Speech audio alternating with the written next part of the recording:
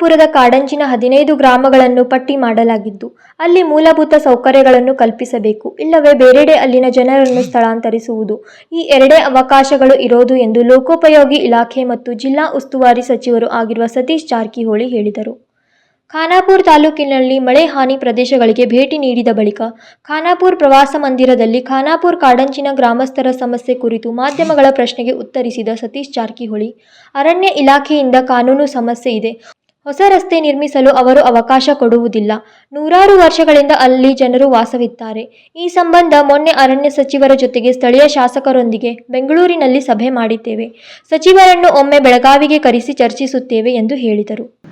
ಅಪಾಯ ಆಗಬಹುದು ಅಂತ ನಮ್ಮ ಮುಂಜಾಗ್ರತಾ ಕ್ರಮವಾಗಿ ಅದನ್ನ ಹೆವಿ ವೆಹಿಕಲ್ಸ್ ಬ್ಯಾನ್ ಮಾಡಿದ್ದಾರೆ. ಈಗಲೇ ಟೆಂಡರ್ ಆಗಿದ್ದಾರೆ. ನ್ಯಾಷನಲ್ ಹೈವೇದಲ್ಲಿ ನಮ್ಮ ಗೋವಾ ಬಾರ್ಡರ್ ವರೆಗೆ ಕಾರ್ಪೆಟ್ ಪ್ಲಸ್ ಬ್ರಿಡ್ಜ್ ಮಳೆಗಾಲ ನಂತರ ಅದನ್ನ ಹೊಸ ಬ್ರಿಡ್ಜ್ ನಿರ್ಮಾಣ ಮಾಡ್ತಾರೆ. ಖಾನಾಪುರ ತಾಲೂಕಿನಲ್ಲಿ ಕಾಡಂಚಿನ ಹಳ್ಳಿಗಳಿಗೆ ಬಹಳಷ್ಟು ಸಮಸ್ಯೆ ಆಗ್ತಾ ಇದೆ. ಅದು ಸಮಸ್ಯೆ ಇದೆ, ಫಾರೆಸ್ಟ್ ಸಮಸ್ಯೆ ಇದೆ. ಹೊಸ ರಸ್ತೆ ಮಾಡ್ಲಿಕ್ಕೆ ಅವಕಾಶ ಕೊಡೋದಿಲ್ಲ ಅವರ ಕಾನೂನು ಪ್ರಕಾರ. ಸೊ ಈಗ ಜನರು ಬಹಳ ನೂರಾರು ವರ್ಷದಿಂದ ವಾಸವಾಗಿದ್ದಾರೆ. ಮೊನ್ನೆ ಒಂದು ಸಭೆ ಮಾಡಿದ್ವಿ ಈಗ ಅರಣ್ಯ ಸಚಿವರಿಗೆ ಬೆಂಗಳೂರಲ್ಲಿ. ಇದು ಸರ್ ಬೆಳಗಾವಿ ಕರೆಸಿ ಬಗ್ಗೆ ಚರ್ಚೆ ಮಾಡ್ತೀವಿ. ಅವ್ರಿಗೆ ಇಲ್ಲ ಫೆಸಿಲಿಟಿ ಕೊಡ್ಬೇಕು ಒಂದು, ಇಲ್ಲ ಅವ್ರನ್ನ ಬೇರೆ ಕಡೆ ಸ್ಥಳಾಂತರ ಮಾಡ್ಬೇಕು ಒಂದು. 15 ಲಿಸ್ಟ್ ಮಾಡಿದಾರೆ. 15 ಹೆಚ್ಚು ಕಮ್ಮಿ ಲಿಸ್ಟ್ ಇದೆ. ಅವ್ರಿಗೆ ಮೂಲಭೂತ ಸೌಕರ್ಯ ಕೊಡ್ಬೇಕು ಒಂದು, ಇಲ್ಲ ಅವ್ರನ್ನ ಮಾಡಬೇಕು, 2 ಆಪ್ಷನ್. ಅವ್ರನ್ನ ಸೂಕ್ತ ಚಿಕಿತ್ಸೆ ಸಿಗದ ಕಾರಣಕ್ಕಾಗಿ 4 ಕಿಲೋಮೀಟರ್ ಹೊತ್ತು ಬ್ರೇನ್ ಸ್ಟ್ರೋಕ್ ಆಗಿದೆ ಅಂತ ಹೇಳಿದ್ರು DC ಅವರು ಹೇಳ್ತಾದ್ರು. ಒಂದು ವಾರ ಅವ್ರಿಗೆ ಚಿಕಿತ್ಸೆ ಕೊಟ್ಟರು ಕೂಡ KL ಆಸ್ಪತ್ರೆಯಲ್ಲಿ ಅವ್ರು ಬದುಕಿಲ್ಲ.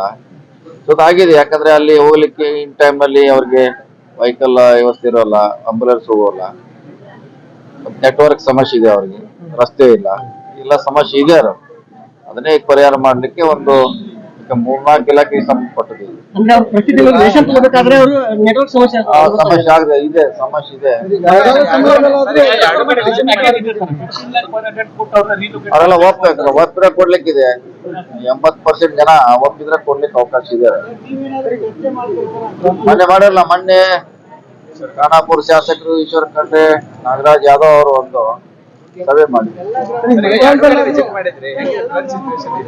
ಕಂಟ್ರೋಲ್ ಆಗಿದೆ. ಈಗೇನು ಅಂತದ ಅಪಾಯಕರ ಮಟ್ಟದಲ್ಲಿ ಏನಿಲ್ಲ, ಕಂಟ್ರೋಲ್ ನಲ್ಲಿ ಇದೆ. ಇನ್ನೂ ಮಳೆ ಜಾಸ್ತಿ ಆಗ್ತಿದೆ, ನೀರು ಎಲ್ಲ ಪ್ರಮಾಣ ಇದ್ರೆ ನೋಡ್ತಾ ಇದ್ವಿ. ಇನ್ನೂ ಸಮಸ್ಯೆ ಆಗಿಲ್ಲ. ನಿನ್ನೆ ಕೂಡ ಹೋಗಿದ್ದು ಸಮಸ್ಯೆ. ಸರ್, ಈಗ ಸದನ ಸುಮ್ಮನೆ ಕಾಲಹರಣ ಆಯ್ತು, ಗಲಾಟೆ ಆಯ್ತು, ಪ್ರತಿಭಟನೆ ಜಾಸ್ತಿ ಆಯ್ತು. ಇಲ್ಲ, ಪ್ರತಿಭಟನೆ ಮಧ್ಯೆ ಕೂಡ ಎಲ್ಲ ಬಿಲ್ ಪಾಸ್ ಆಗಿದಾವೆ. ಹಂಗೆ ಅದು ವರ್ಷ ಹಂಗೆ ಸಮಸ್ಯೆ ಇದ್ದೇ ಇರ್ತದೆ. ಚರ್ಚೆ ಮಾಡೇ ಮಾಡ್ತಾರ, ಉತ್ತರ ಹೇಳಂಗ್ ಹೇಳ್ತಾರೆ. ಬಿಲ್ಗಳ ಪಾಸ್ ಆಗಿದೆ. ಅವ್ರ ಪಾರ್ಟ್ ಅವ್ರು ಮಾಡಿದ್ರೆ ನಮ್ಮ ಪಾತ್ರ ನಾವು ಮಾಡಿದ್ವಿ. ಬೆಂಗಳೂರಿಂದ ಮೈಸೂರು ತನಕ ಪಾದಯಾತ್ರೆ ಮಾಡ್ತೀವಿ. ಅವ್ರಿಗೆ ಸ್ವತಂತ್ರ ಇದಾರೆ, ಹೋಗ್ಬೋದು, ಹೋರಾಟ ಮಾಡ್ಲಿ, ಯಾರು ಬೇಡದು. ಆದ್ರೆ ಅಂತಿಮವಾಗಿ ಕಾನೂನೇ ಮುಖ್ಯ. ಮತ್ತೊಂದು ಸರ್, ಸದನದಲ್ಲೂ ಯಶವಂತರಾವ್ ಪಾಟೀಲ್ ಅವರು ನಿಮಗೆ ಪ್ರಶ್ನೆ ಮಾಡಿ, ಗ್ರಾಮೀಣ ಭಾಗದಲ್ಲಿ ರಸ್ತೆಗಳು ತುಂಬಾ ಹಾಳಾಗಿದೆ. ನಿಜ, ಅದ್ರಲ್ಲಿ ಮಳೆ ಜಾಸ್ತಿ ಆಗಿದೆ, ಜಾಸ್ತಿ ಹಾನಿ ಆಗಿದೆ. ಆದ್ರೆ ಮಳೆ ನಿಲ್ಲೋರ್ಗೆ ಏನ್ ಮಾಡ್ಲಿಕ್ಕೆ ಆಗೋಲ್ಲ. ನಿತ್ಯವಾಗಿ ಅದಕ್ಕೆ ಪರಿಹಾರವನ್ನ ಮಾಡ್ತೀವಿ, ತಕ್ಷಣ ಮಾಡ್ತೀವಿ. ಈ ಮನೆ ಬಿದ್ದ ಪರಿಹಾರದ ಕುರಿತು ಗೊಂದಲ ಇದೆ ಸರ್. ಬಿಜೆಪಿ ಸರ್ಕಾರದ ಅವಧಿಯಲ್ಲಿ 5 ಲಕ್ಷ ಸಿಗ್ತಾ ಇತ್ತು, ಆದ್ರೆ ಈಗ NDRF ನಾರ್ಮ್ಸ್ ಮಾತ್ರ ಅಪ್ಲೈ ಆಗುತ್ತೆ ಎಂಬ ಮಾತುಗಳು ಮಾಡ್ತೀವಿ. ಅವರು ಮಾಡ್ತಾರೆ, ನಾವು ಮಿಕ್ಸ್ ಮಾಡಿ ಕೊಡುವಂತ ಒಂದು ಯೋಜನೆ ಮುಖ್ಯಮಂತ್ರಿಗಳು ಚರ್ಚೆ ಮಾಡ್ತಿದ್ದಾರೆ. ಕನಿಷ್ಠ ಅವ್ರಿಗೆ 3 ಲಕ್ಷ ಅವ್ರಿಗೆ ಸಿಗ್ಬೇಕಂತ ಕೇಂದ್ರ ಸರ್ಕಾರ ಮತ್ತು ನಮ್ದು ಕೂಡಿಸಿ ಕೊಡುವಂತ ಒಂದು ಚರ್ಚೆ ನಡೀತಾ ಇದೆ. ಸರ್, ನೀವು ಸದನದಲ್ಲಿ ಒಂದು ಮಾತು ಹೇಳಿದ್ರಿ, ಅಂದ್ರೆ ನಿಮ್ಮ ಇಲಾಖೆಗೆ ಸಂಬಂಧಪಟ್ಟಂಗೆ ಅನುದಾನ ಹಂಚಿಕೆ ನಾನು ಕಾಂಗ್ರೆಸ್ ಬಿಜೆಪಿ ಯಾವುದೋ ರಾಜಕೀಯ ಮಾಡಲ್ಲ. ನಮ್ಮ ಇಲಾಖೆಯಲ್ಲಿ ಅಂತ ಇದೇ ಇಲ್ಲ, ಯಾರು ಬರ್ತಾರೋ ಅವ್ರಿಗೆ ಕೊಡ್ತೀವಿ ಅಷ್ಟೇ. ಲೋಕೋಪಯೋಗಿ ಇಲಾಖೆಯಲ್ಲಿ ಅಧಿಕಾರಿಗಳದ್ದೇ ಒಂದು ಗುಂಪಾಗಿದೆ ಅನ್ನೋ ಮಾತುಗಳು ಆರೋಪಗಳು ಕೇಳಿಬರ್ತದೆ. ಕೆಂಪಯ್ಯ ಅವರು ಆರೋಪ ಮಾಡಿದ್ರು, ಈ ಲೋಕೋಪಯೋಗಿ ಇಲಾಖೆ ಸಚಿವರು ಚೆನ್ನಾಗಿದ್ದಾರೆ, ಆದ್ರೆ ಅಧಿಕಾರಿಗಳ 2 ಗುಂಪಿದೆ ಅಲ್ಲಿ ಅನ್ನೋ. ವಿದ್ಯಾರ್ಥಿ ಗುಂಪು ಎಲ್ಲ ಕಡೆ ಇದ್ಯಾರ್ಥಿ ಅವ್ರ ಮ್ಯಾಗ ಅವ್ರು ಆರೋಪ ಮಾಡ್ತಾರೆ, ಇವ್ರು ಆರೋಪ ಮಾಡ್ತಾರೆ, ನಡೀತಾರೆ. ಅಂತಿಮವಾಗಿ ನಮ್ ಗಮನಕ್ಕೆ ಬರೋ ಸರಿ ಮಾಡುವಂತ ಪ್ರಯತ್ನ ಮಾಡ್ತೀವಿ. ಸರ್, ಈಗ ಭೀಮಗಡ ಅಭಯಾರಣ್ಯ ಅಂತ ಘೋಷಣೆ ಮಾಡಿದಾಗ ಸೆಂಟ್ರಲ್ ಗವರ್ಮೆಂಟ್ ಒಂದು ಆದೇಶ ಎಲ್ಲಾ ವಿಲೇಜ್ಗಳನ್ನ ಶಿಫ್ಟ್ ಮಾಡಬೇಕು. 10-11 ವರ್ಷ ಐತೆ ಸರ್. ಅದ್ರ ಬಗ್ಗೆ ಸರ್ಕಾರ ಚರ್ಚೆ ಮಾಡಿ ಒಂದು ತೀರ್ಮಾನ ಮಾಡ್ಬೇಕಾಗಿದೆ. ಇನ್ನೂ ಒಂದು ತೀರ್ಮಾನ ಆಗಿಲ್ಲ. ನೀವು ಹೇಳಿದಂಗೆ ಅವಾಗ ಆದೇಶ ಆಗಿದೆ. ಅವ್ರನ್ನೆಲ್ಲ ವ್ಯಾಪ್ತಿಯಿಂದ ಹೊರಗ ಬೇರೆ ಕಡೆ ಅವ್ರನ್ನ ಶಿಫ್ಟ್ ಮಾಡಬೇಕು ಅಂತ ಹೇಳ್ತದೆ. ಇನ್ನು ಅದ್ರ ಬಗ್ಗೆ ಫಾರೆಸ್ಟ್ ಅವ್ರ ಅಂತಿಮವಾಗಿ ಅವರು ತೀರ್ಮಾನ ಮಾಡೋದು ಈ ಫಾರೆಸ್ಟ್ ಮೃತಪಟ್ಟ ಹರ್ಷದ ಬಡ ಕುಟುಂಬದವರು ಮುಖ್ಯಮಂತ್ರಿ ಪರಿಹಾರ ನಿಧಿಯಿಂದ ಏನಾದ್ರು ಚರ್ಚೆ ಮಾಡ್ಲಿಕ್ಕೆ ಬಂದಿದ್ವಿ ಚರ್ಚೆ ಮಾಡ್ತೀವಿ.